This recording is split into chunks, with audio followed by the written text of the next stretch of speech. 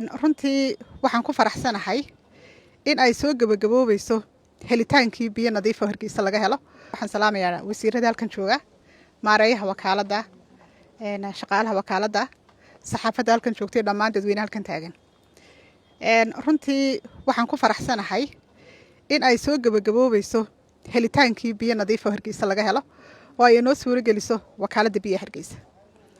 Waxaan ugu hambalyeeynaa maareeyaha wakaaladda oo runtii in badan ka soo shaqeeyay inaynu halkan soo gaadhno. Madaxweynaha qaranka Soomaaliland oo isaguna ammaantaa leh iyo fududeynta inay maanta ina soo gaadhaan mishiinadaas inaynu helo. Waxa kaloo iyaduna aad muhiim u ah casriyeynta la casriyeeyay adeega ay bulshada sida u helayaan biyaha iyo shaqadii loo iman lahaa xaafadaha oo runtii imika aad loo fududeeyay oo casri ah oo qofka isaga gurigiisa jooga halka wakaaladda ay kala soconayso biilkiisa halka ay kala soconayso xaaladda iyo cabashadiisana halka laga soconayo. Arrintaasina runtii waa arrin aad iyo aad u wanaagsan, horumarka ayaana tilmaamaysa. Biyahan Hargeysa in badan baynu sugeyn. Waxaanu ka mid nahay dadweynaha xaafadda Jigjiga yar ee intaasoo sannadood aynu qaranka aynu dhisanaynayba biyaha naawileysa. Maanta waa rajo aad u ballaaran.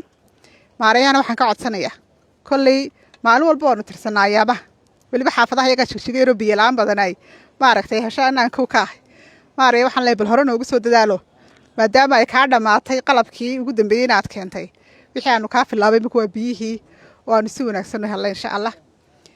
Guud ahaanna waxaan ku dardaarayaa dadweynaha maadaama oo aynu ognahay awoodda la geliyay biyaha Hargeysa inaynu inaguna ilaashano qalabka markii ina soo gaadho biyaha aynu ilaalino waayo biyuhu aad bay inoogu yar yihiin markastaba kolley way yar yihiin wada waynu ognahay laakiin inaguna dadaalkeena aynu muujino hadday tahay qasabadaha oo la ilaalinayo hadday tahay biyaha oo la farsameynayo iyo hadday tahay cabashooyinka oo wax lagala qabanayo wakaaladda intaba waayo haddaan la iskaashanin cabashaduna way badanaysaa waxtarkuna wuu yaraanaya. Mishiinadaas runtii say ila muuqdaan ama maareeyuhu inoo sheegay waa mishiino runtii aad u qaali ah maadaama ay Soomaaliland awoodayso in iyadu isdabarto iska bixiso dhaqaalaheeda ay ku daboosho runtii waa wax aad iyo aad loogu farxo oo Soomaaliland jiritaankeeda ay waxyaabahaas ka mid yihiin. Waxyaabaha had iyo jeer noo soo dadajinaya in ictiraafka aynu helo waxa ka mid ah inaynu isku filaanay inagu waayo dalaan isku filayn isagu waxba qabsan karin de waxa weeye ictiraafa una waxba haysan ma suura gelayso. Marka taasina waxyaabaha inoo soo dadajiyay waynu ognahay imika oo sida laynoogu soo bu'ayo iyo in laga xoyahay ictiraafka maanta aynu helnay waxaan leeyahay Soomaaliland maaha dal intaa ku noqonaya.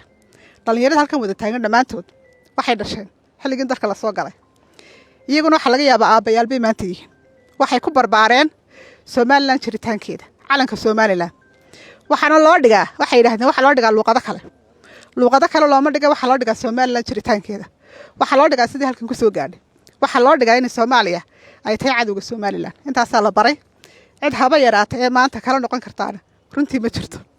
Sida maanta baan isugu duubanahay weligeed bal isugu duubnaanaya la isuguna duubna marka xalee Soomaaliland ha jirto oo ha joogto. Anigoo soo koobaya munaasabadda halkan aynu isugu nimid maareey aad baan kuugu hambalyeeynaa shaqada wanaagsan aad qarankaaga u qabatay taariikhdaad ku jirtaa waanad geli doontaa insha Allah buugaagta la qoro hadii Ilaahay ka dhigo.